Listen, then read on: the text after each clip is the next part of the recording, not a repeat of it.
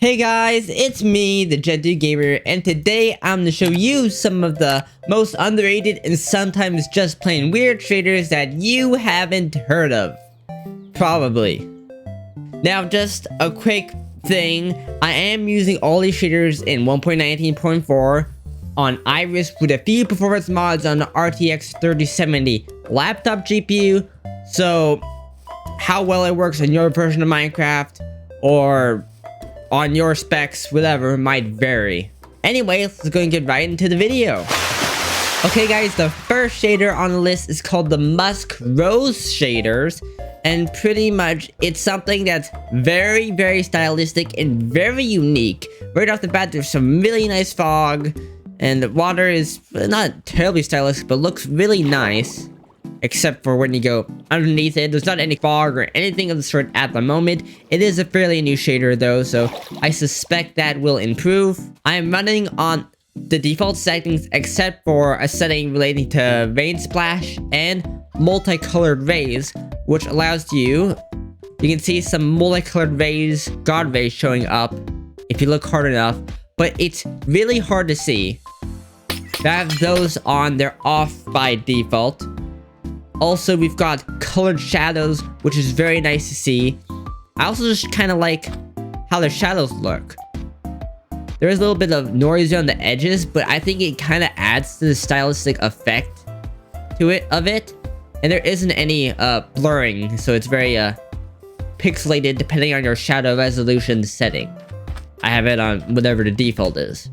The reflections, if I look at something like a diamond block, I am using AVPVR at the moment, isn't the most apparent. It mainly just reflects the sunlight from what I can tell, but there is some reflections, but it's not the most high-end visually shader, but I am getting roughly 50-60 FPS, which it's fine for me. I'm fine with that, but I am running again a 3070 laptop GPU, so that isn't exactly optimal. You can see the normal maps and such are working. Now in the rain, we can see how my performance really starts to take a hit, getting around 50 FPS. It's still playable though. These are what the rain puddles and rain ripples look like. They look pretty good. For whatever reason, the reflection of this light source isn't exactly reflecting as I'd expect. And the ripples, there's reflections pretty much everywhere. It's not... They don't have a noise map to try to make it wet in some spots and not wet in other spots, which is fine. It's just a heavy rain, I guess. There is definitely a good amount of fog, I like that, and a good amount of clouds, but I'm noticing that there isn't any transparency on the rainfall itself, and it's just going straight up and down, so not the best there. Hopefully that improves. Hopping over to a sunset, that looks pretty nice. About as expected. The water looks surprisingly black now for whatever reason.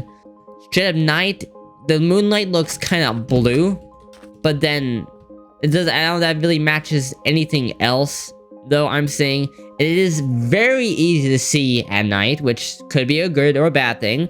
I do like how the stars look. Yeah, but there's really not much to say here. In fact, I think that's about all there's to say about the shader. I like how it looks. It's very stylistic. It has some good features. I just hope it performs a bit better and they just keep working on it. Let's go move on to the next shader.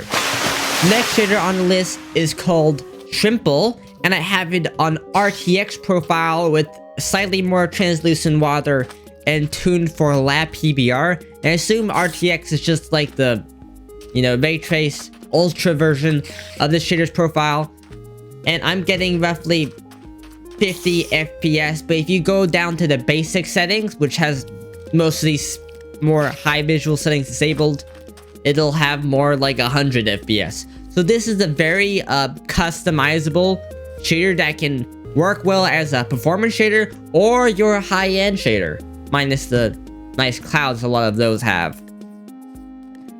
Well, first of all, the water looks good. It's a little more blue than I would like by default. And as you can see, emissive textures work nicely. There's some nice god rays here. stained glass filters light nicely, and there is, I'm not seeing any reflectiveness in, well, there might be some, it's hard to see, but I'm not seeing any reflectiveness in blocks that maybe should have reflectiveness with the lab PBR profile, but I'm not sure what that's about.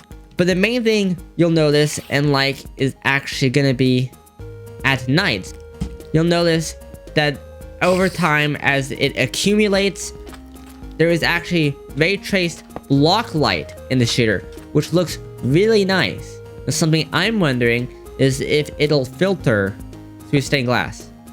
And it does. It's nice to see a nice, fairly well performing ray tracing shader that filters through stained glass. Because even SUSE PTGI doesn't do that by default for whatever reason. Now there is a crazy amount of, I could just be the fog, but the fog is really blooming a lot, if that's what that is. And that's something I would probably complain about. That just doesn't look right in my opinion when compared to just the rest of the sky. There is a lot of bloom in general, but it fits better on something like torches than it does on the moon. You're heading through the village. The nice trace block lights really start to shine in an environment like this, and it just looks really nice.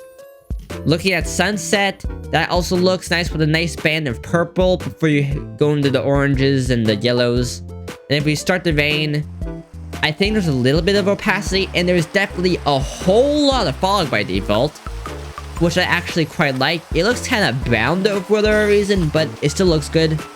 Yeah, no, there's no opacity in the rain, and that's something that it's just unfortunate. There seems we have some reflectiveness and rain puddle splashing in the ground, which looks really nice also. And there's a nice reflectiveness around the light sources as well. It kind of slowly follows you. Oh, look at that. You see the edge of the puddle right there? That looks really nice. Oh my god. But yeah, this is a very nice, very flexible shader that you should definitely keep track of. Let's go and move on to the next shader. Okay guys, the next shader on the list is called the Vector Shaderpack. This is a fairly new shader that's been going around recently. I did turn AV PBR to showcase this because it gets a little too noisy with PBR. But pretty much it has a nice vector graphics effect that I personally enjoy, as well as a kind of curved CRT thing. And this thing has a lot of different default profiles. So you got Vector, you got IBM with like a nice scan line thing. You've got Marv, which is very red. Vegas. You got JPL. Some of these even have custom crosshairs and do like this one nice thing to mobs where they become red, like, oh, it's a target, oh no, type thing.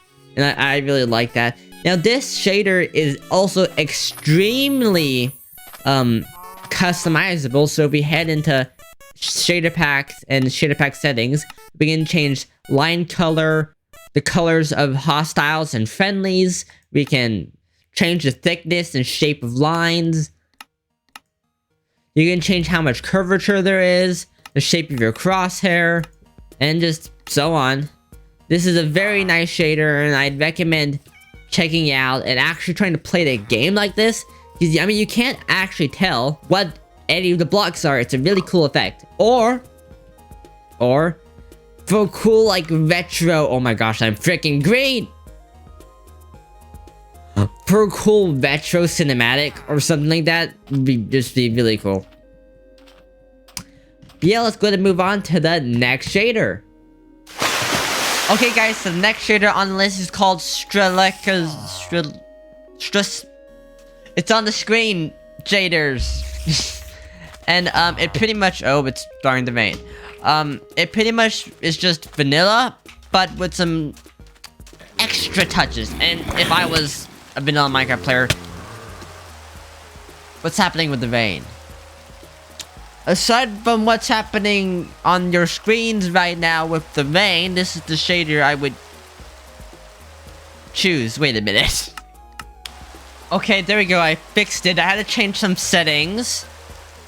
Pretty much, if you go to video settings, shader options, weather, I recommend turning rain refraction strength all the way down, and that'll fix the weird rain thing. You're welcome. So notice the rain is angled. You can turn this on or off. It's a little bit more, has more opacity. You can again change this if you want. More opacity, less opacity. You can change the color of rain or rain puddles, which are disappearing because it's not raining over there. You know, a desert. You can change the color of the fog, the sky. You can add a LUT, which is just the best feature ever, really. This is the daytime. You can change the size of the sun and the moon. So say if I wanted to just kinda make it look like the world was gonna end, I could do that. But I think doubling the size is good enough for me. I prefer my world to not be ending.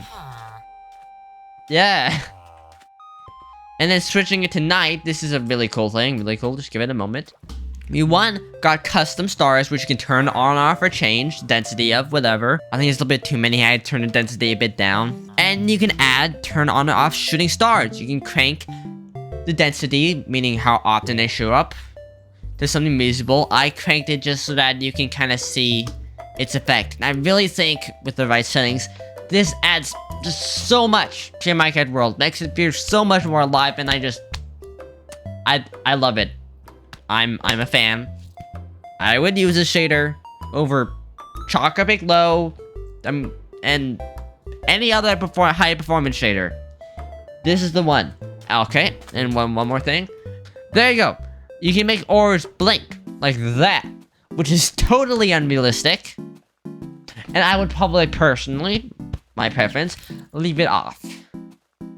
But say, you know, you're in a tight situation, you got like some PvP match, and you want to make ores easier to find. This is a great feature to have in your tool belt. You know what I mean? But yeah, that's all there is to it. Let's go to move on to the next shader. Okay guys, the next shader on this list is called the Globe Shaderpack, and it pretty much makes Minecraft, you know, a globe, which, you know, reminds me of like Animal Crossing or something in this setting. But you can change the settings. So if you wanted to be super subtle, you could have it like this, where you can barely tell. And this, if I was gonna play, honestly, if I had a low-end computer, this is what I would choose. 190 FPS. I get a little bit of curving, which really is the best way to make up for Minecraft Java Edition's low render distance. This just helps so much. Yeah, it does kind of hurt how far you can see certain things, but it really helps against the just losing immersion from short render distances. It's just great. Now, if you want to, you can also crank it if you, for some reason. So, here goes nothing. It's like we're like, oh my gosh, we're like in a black hole. Oh my gosh. Imagine trying to beat oh my gosh, it's water. Imagine trying to beat Minecraft like this. Oh my gosh. Oh, the number of jump scares you would get. Cause like the zombies would just come out of nowhere, literally. And you get lost so often of this. Just great. Just torture. But it's great. Yeah, it's all there is to it. Let's go and move on. Oh look, I'm short.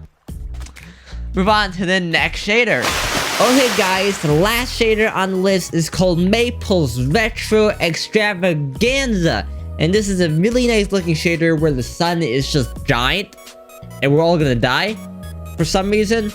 But pretty much it's going for that like retro look, but it also reminds me of that April Fool's version Mojang had at one time. But yeah, maybe this is actually inspired by that too. I don't know. But this shader this is the default profile, but has a lot of different nice default color palettes to choose from. For example, we got 4 work groups, which is very gray, Minecraft 16, Captain 64, very green, Gremlin Boy, I quite like this one, Virtual Girl, which is just terrifying, 8088 mode 0. Ew. 8088 mode 1. Better. Sir Clive special. Hypercar Dreams, another one I quite like. Mode 13H, which actually looks pretty normal. Simple JPC 16, another one I quite like. It's very cool, if that makes sense. I like it. Almost pastel feeling. Human Entertainment System, also kind of similar. Pico 8. This one's like you're in some blue alien world. Ooh. I'm hopping back over to simple JPC since I like it to show some of the other settings. We can turn the pixels on or off. Dither on or off. We can change the pixel size to just chunky. We can change the outline mode. There's some of the CRT effects, like the scan line strength, thickness. I don't know what this is. We can change that. We can turn CRT straight off. Oh god, it's getting bad. But you get the idea. It's a very configurable shader. But let's go to move on to the... Wait, no, that's it. Well, thanks for watching, guys. I hope to see you all in the next video or stream. Leave a comment down below if you have any suggestions, and bye!